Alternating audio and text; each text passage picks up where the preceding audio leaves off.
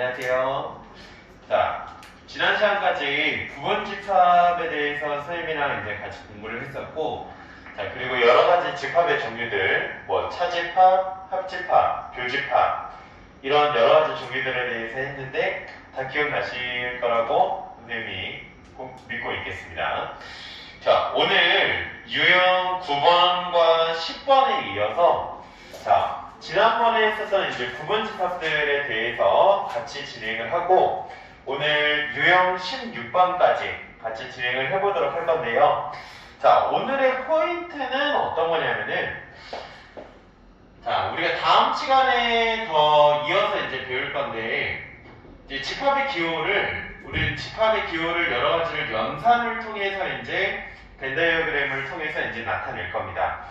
자, 이번 시간에는 부분집합이기는 한데 이 부분집합들을 지난번처럼 뭐 예를 들면은 원소 누구를 포함하는 집합이 몇 개냐 이렇게 단순하게 물어보지 않고 집합의 연산 기호들, 우리 지난번에 배웠던 교집합, 합집합 이런 여러 가지 기호들을 통해서 이 조건을 만족시키는 부분집합이 몇 개냐 라는 거를 이제 좀 배워야 될 텐데 자, 여기서 선생님이 먼저 말씀을 드리면 어떤 거냐면은 우리가 이제 이 부분집합을 나타낼 때 있어서 집합의 연산 기호로는 어떤 거를 우리가 사용을 하냐면은 집합의 연산 기호에는 자, 꼭 알아두셔야 됩니다. 우리가 숫자를 연산할 때 쓰는 연산 기호는 당연히 더하기도 있고 빼기도 있고 곱하기도 있고 나누기도 있고 하는데 집합의 연산에서 쓰는 기호는 딱 두 개밖에 없어요. 하나는 교집합, 하나는 합집합만 사용을 합니다.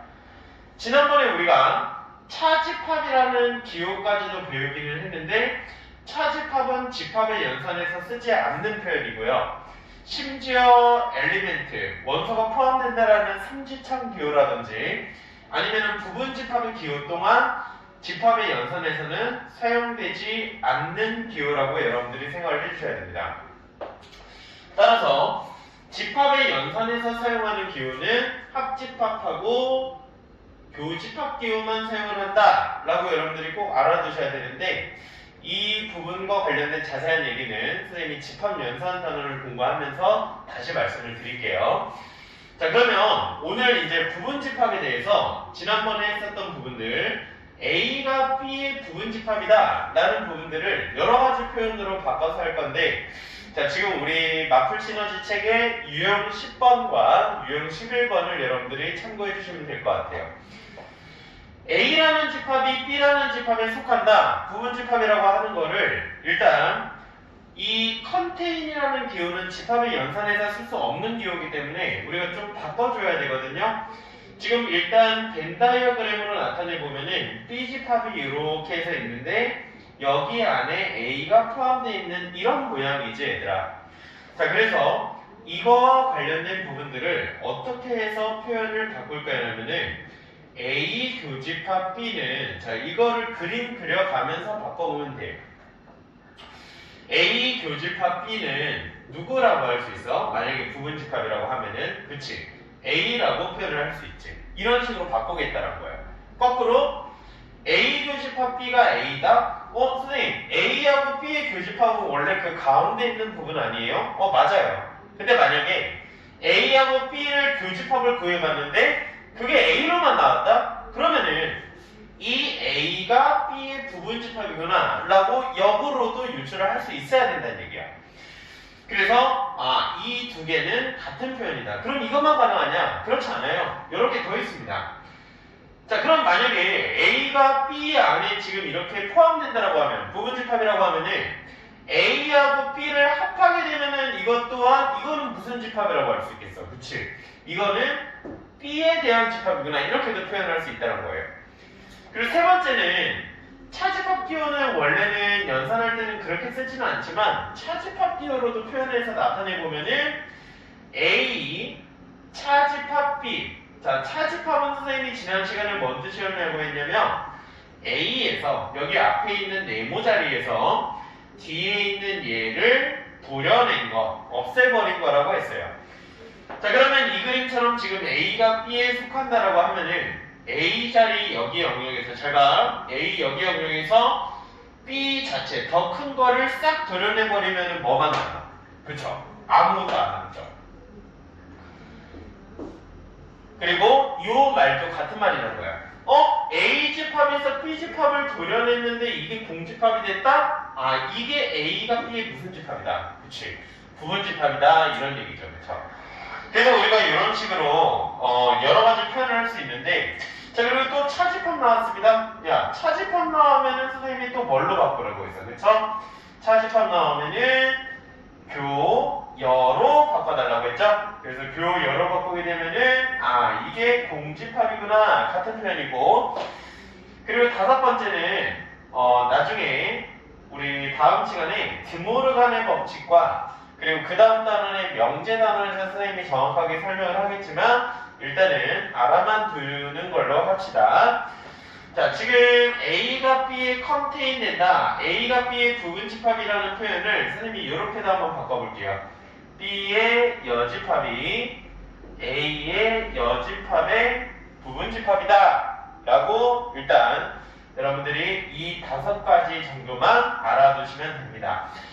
자, 우리 그래도 16년, 17년 동안 공부 여러분들 해보셔서 아시겠지만 학교 시험 보기 5개죠?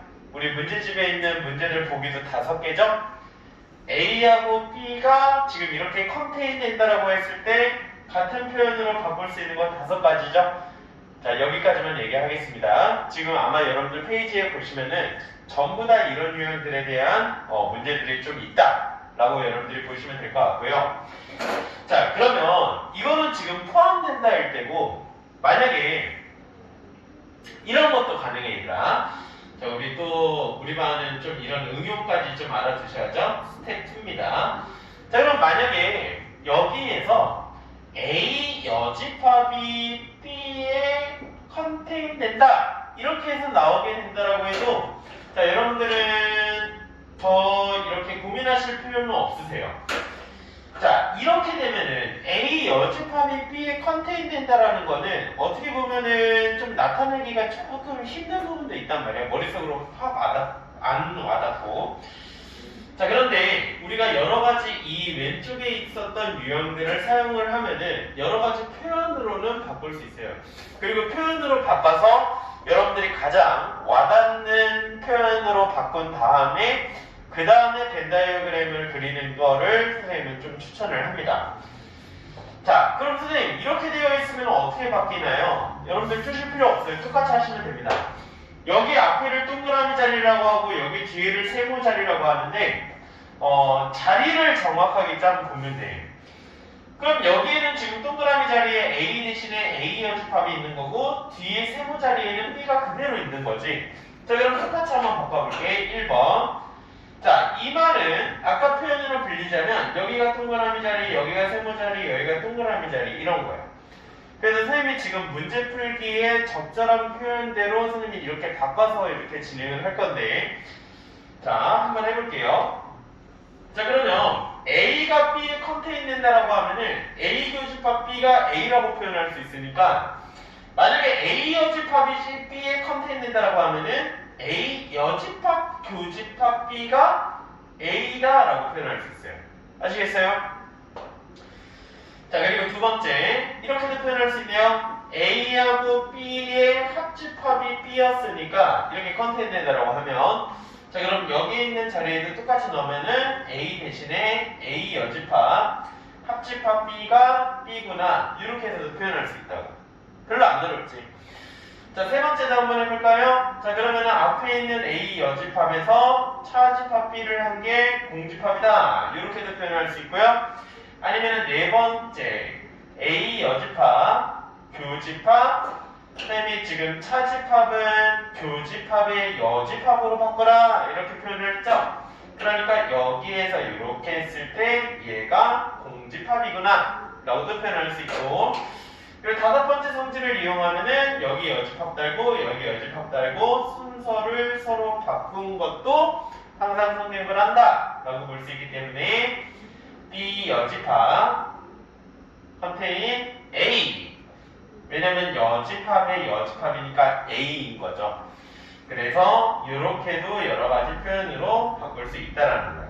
자, 한 번만 더 해볼까? 그러면 이번에는 A가 B의 여집합에 컨테인된다 라는 표현이 있어요. A가 B를 제외한 부분에 들어간다? 머릿속을 그리기가 좀 쉽지 않은 것 같아요. 그러면은 5가지 표현대로 바꿔보면 돼요. 자, 한번 똑같이 해볼까요? 첫 번째, 얘는 앞에 거 동그라미, 뒤에 거 세모라고 하면은, 자, 교집합 표현대로 바꿔보겠습니다. A 교집합 B의 여집합이 A다. 이렇게 바꿀 수 있다는 거죠. 자, 두 번째도 한번 해볼까요? 자, A 합집합 B의 여집합이 B의 여집합이다. 선생님, 왜 여기 B의 여집합 들어갔어요? 그럼 위치만 보면 돼요. 여기가 동그라미 세모, 여기 동그라미 세모, 세모 이렇게 되지? 그럼 여기 동그라미 세모, 동그라미 세모, 세모 이렇게 해서 여집합 들어간 거예요, 그냥. 세 번째도 렛츠고 하겠습니다. 자, 세 번째 A 여집합, 그 다음에 차집합 B를 한 게 공집합이다. 이렇게도 표현할 수 있고요. 쌤이 이거 잘못 썼네. 여기 여집합 이렇게 따라야겠다. 자, 그 다음에 이렇게 해서 바꿀 수도 있다는 거죠. 차집합은 뭘로 바꿔라? 교여로 바꿔라. 자, 교여로 바꿔볼까요? A 교집합, B 여집합이 원래 있었던 거에 여집합의 공집합이다. 이렇게 바꿀 수 있고, 마지막에 5번째는 여기 뒤에 여집합 2개 달아놓은 거에 순서 바꾼 B라는 거는 A의 여집합에 들어간다. 이렇게도 우리가 바꿀 수 있는 건데, 자, 우리는 여기서 네 번째 포인트에 선생님이랑 좀 주목을 해보려고 해요. 자, 그러면 네 번째 포인트를 여기 위로 올려보면 다시 한 번만 좀 크게 써볼게. A 교집합 B의 여집합의 여집합이 공집합이다 라는 표현으로 바뀌는데, 다시 한번 정리를 해서 보면은, 왜냐면 B의 여집합의 여집합은 B잖아. 그러니까 정리를 다시 해서 보면은 A 교집합 B가 공집합이다 라는 표현으로 바뀌어요. A 교집합 B가 공집합이다라는 표현이 선생님이 지금 세 번째 예시로 들었던 이 표현과 같은 표현이지. 어떤 표현? A가 B의 여집합에 컨테인된다. 그리고 이 표현과 이 표현은 요거가 다 같은 표현이라는 얘기죠.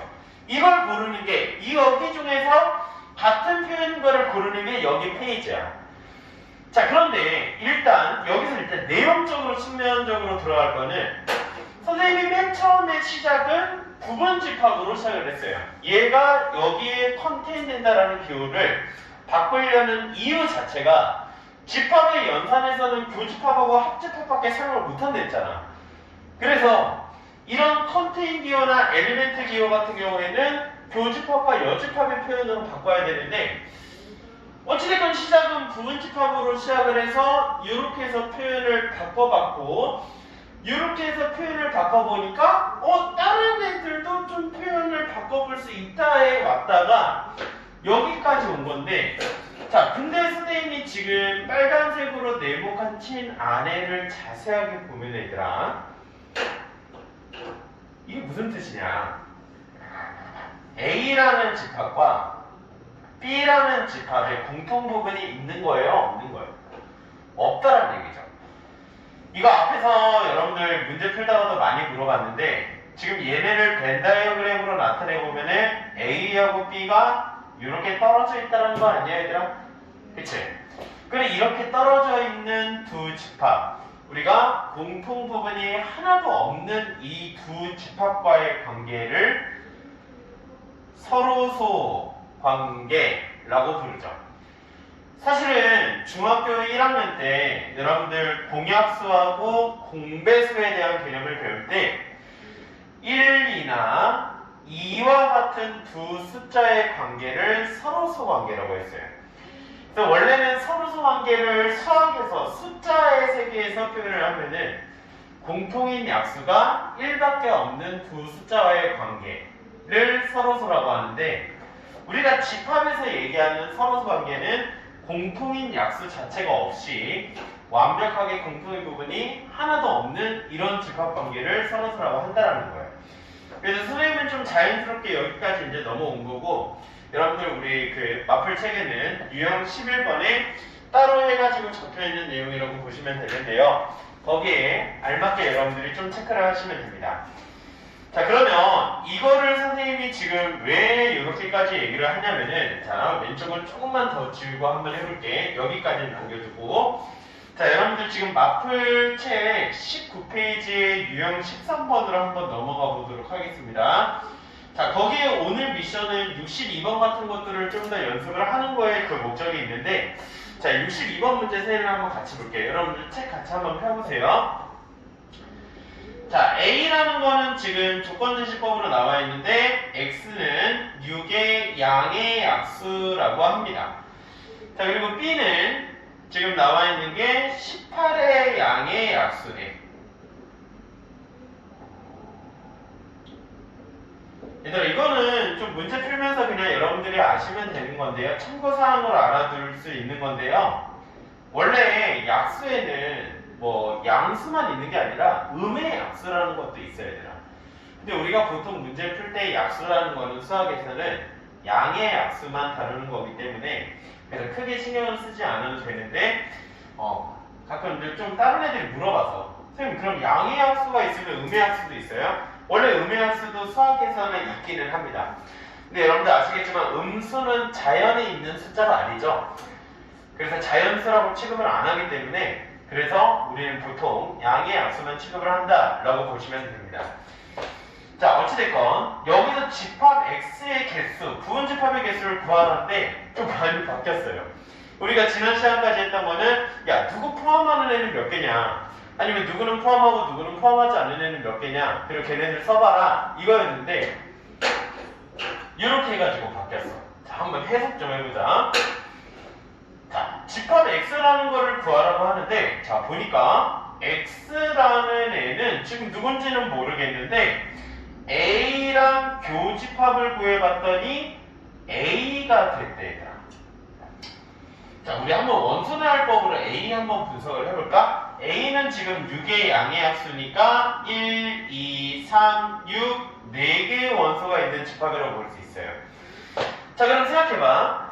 4개의 원소가 있는 집합인데 집합 X는 누가 들어가 있는지는 모르지만 1, 2, 3, 4가 들어가 있는 집합과 공통 부분을 구해봤는데 1, 2, 3, 4가 들어가 있는 집합이 나왔대. 얘들아, A 교집합 X가 A가 의미하는 거는 뭐 책 위에 써져 있기는 한데 외울 필요 없어요.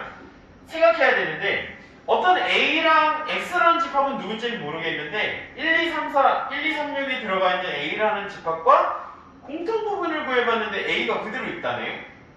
그러면 이 X집합으로 얘기할 것 같으면은 반드시 A가 들어가 있는 교집합에 이렇게 해서 똑같이 나와야 되기 때문에, 그럼 이 앞에 있는 파란색 문장이 의미하는 건, X라는 거에는 반드시 누가 들어가 있다? 1, 2, 3, 6, 4가지 원소가 반드시 들어가 있어야 되는구나. 그럼 우리가 지난 시간까지 배웠던 표현으로 바꾸면 1, 2, 3, 6은 반드시 포함하고 라는 문장을 이렇게 쓴 거죠. 집합 연산 표현 빌려갖고. 아시겠어요? 그쵸? 자, 그 다음에 뒤에 있는 것도 마찬가지입니다. 이번에는 B와 X를 합했는데 B가 나. 그럼 B에 대해서 한번 일단 써보죠. 18의 양의 약수니까 1, 2, 3, 4, 5, 6, 9, 18 이렇게 해가지고 되겠죠. 자, 그러면 B하고 X의 합집합이 B가 됐대. 그러면 B하고 X의 합집합이 B가 됐다는 얘기에는 이 X에는 뭐가 어떻게 되어 있다는 얘기야, 얘들아. 자, B에는 지금 이 6가지 원소가 있는데, 만약에 X에, 잘 봐, X가 만약에 1, 7, 50 이렇게 있다라고 해봐. 자, 그러면 위에 있는 B집합과 X가 이렇게 있다라고 했을 때 얘네 둘을 합치면은 B가 되겠니? 아니지. 여기에 있었던 7이나 50도 들어가니까 안 되는 거죠. 그러면 여기 지금 X랑 합해봤는데 B랑 X랑 합했는데 B가 나왔다는 얘기는 우리는 여기서 뭘 할 수 있는 거야? 아, X는 최대로 구성되어 봤자 B까지 구성될 수 있구나. 즉 X에는 반드시 아까 1, 2, 3, 6도 있지만 9하고 18은 반드시 포함해야 된다라고 표현할 수 있지 않을까요? 그쵸? 자, 그러면 우리가 지금 여기서 하려는 게 뭐냐면은, 자, 여기서 이제 들어갈 수 있는 게 B하고 X를 합한 게 B다. 그리고 A 교집합 X가 A다 라는 부분에서 우리는 지난번에 했었던 대로, 선생님 이거 답은 안 구할 거야. 지난번에 했었던 대로 누구는 반드시 포함하고 누구는 반드시 포함 안 하고 라는 표현을 이렇게 해서 바꿔서 이제 진행을 한 거죠. 그래서 여기에 만족시키는 우리가 X들, 개수들을 구할 때 이런 식으로 우리가 표현을 할 수 있다 라고 여러분들이 바꿔서 진행을 해주시면 될 것 같습니다. 아시겠죠? 자, 그래서 이런 부분으로 진행을 하고 뒤에 유형 15번에 적어도라는 부분에서 선생님이 하나만 더 유형 풀이를 하고 이제 오늘 수업 종료하도록 하겠습니다. 자, 유형 15번에 78번 보시면 되고, 자, 수학에서 우리가 뒤에 우리 명제 배우고 나서 부동사 카의 맨 마지막에 경우의 수, 순환조합이라는 단어를 여러분들 같이 배우게 될 건데요. 거기서도 자세하게 더 설명하겠지만 수학에서 적어도라는 말이 나오면은 우리는 수학에서 특히 통계나 확률에서는 잘 보이세요? 여사건이라고 합니다. 일단 명칭은 꼭 알아두세요. 여사건. 여기서의 사건은 우리 흔히 쓰는 살인사건 뭐 이런 사건 할 때 그 사건이긴 한데 그럼 굉장히 비중 있는 그런 사건이 아니라 수학에서는 우리 경우의 수에서 동전을 던졌다 아니면 주사위를 던졌다 이런 것들을 전부 다 사건이라고 해요. 그래서 수학에서 어떤 다른 말로는 어떤 시행이라고도 표현을 하는데요. 여기 앞에서의 여는 지난 수업 시간 기억나세요? 수학에서만 쓰는 접두사가 있다고 했는데 수학에서 여라는 말이 붙으면 어떻게 해석해야 되겠어? 뭐뭐 빼고 전부 다 라고 해석하시면 되겠죠. 뭐뭐 빼고 전부 다.